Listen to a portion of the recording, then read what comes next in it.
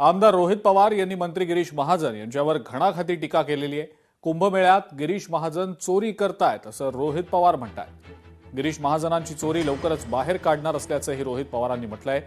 कुंभमेळ्याच्या पीडब्ल्यूडी पासून ते एमएसआरडीसी पर्यंतच्या सर्व कामांमध्ये भ्रष्टाचार सुरू असल्याचा अत्यंत गंभीर आरोप रोहित पवारांनी केलेला आहे। सेवा करत आहेत, पैसे देत आहेत, दान करत आहेत, त्या सुद्धा चोरी दुर्दैवाने तिथे केली। त्याच्याच बरोबर आपण मध्य प्रदेशमध्ये जर उज्जैनला गेलो, तिथं असणाऱ्या भाजपच्या नेत्यांनी चोरी केली।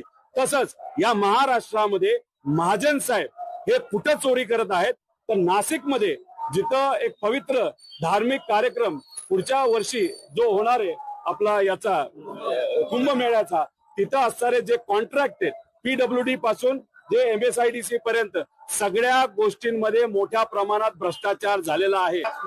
जनाची नाही तर मनाची लाज कुठेतरी या नेत्यांना वाटली पाहिजे, सरकारच्या नेत्यांना वाटली पाहिजे। त्यामुळे या पवित्र भूमीमध्ये पंढरीमध्ये येत असताना दोनदा विचार मुख्यमंत्र्यांनी सुद्धा केला पाहिजे आणि इतर नेत्यांनी सुद्धा केला पाहिजे।